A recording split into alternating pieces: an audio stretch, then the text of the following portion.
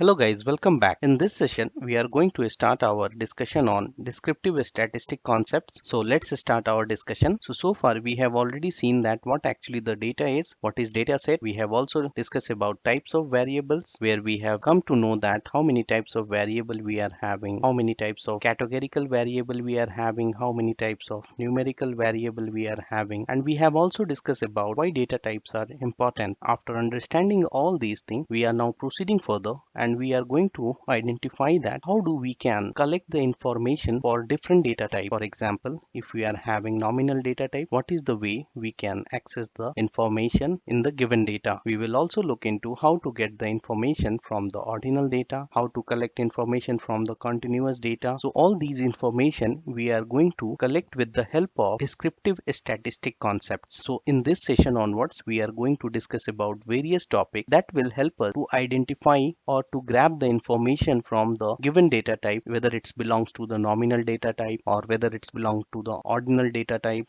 or whether it belongs to the continuous data type. So all these descriptive statistic concepts will help us to grab the information from the given data. So let's start our discussion. So basically we are having two types of statistic. The first one is descriptive statistic, another one is the inferential statistic. So guys, if you talk about the descriptive statistic, then descriptive statistic actually used to describe the data with the help of some chart or some graph, and that is what we are going to learn in this course.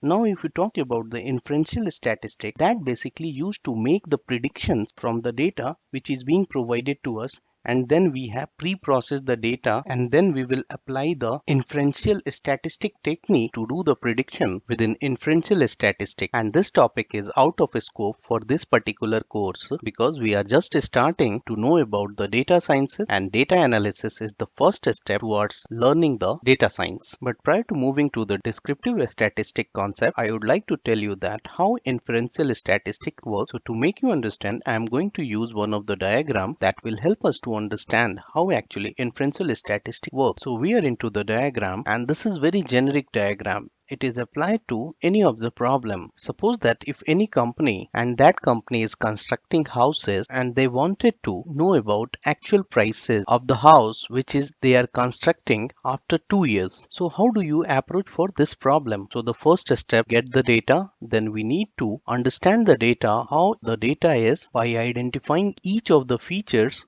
which is coming with the sample, and that we will achieve through the descriptive statistic. Once we get the idea about the data, then we generally proceed to the next step, that is called predictive analysis. In that part of data analysis, we basically apply different types of algorithm to identify the future change information, and on the basis of that we will take the decision. And there are various techniques to do the predictive analysis, and one of the branch of predictive analysis is the inferential statistic, which will help us to identify the future change information of the given domain. In this case, we are going to apply various inferential statistic operations, and with the help of these inferential techniques, we will identify the actual price of our constructing house. And all these inferential techniques I will cover in next course of this series. Now let's proceed further and let's discuss about some of the points of descriptive statistics. So guys, as I already mentioned that descriptive statistical analysis help us to understand what actually the data contains, and to collect the information from the data we are going to use various concepts, and the concept which we are going to learn about: normal distribution, central tendency, measure of variability, variance and standard deviation, z-score, modality, skewness and kurtosis. So we will be going to discuss all this useful concept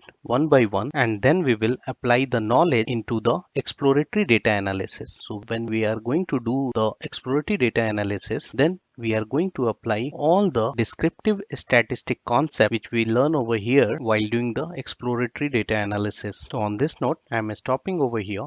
In the next session, we are going to thoroughly discuss about what actually the normal distribution is and what is the significance of normally distributed data. So on this note, I am stopping over here. See you in the next session. Till then, bye bye, take care.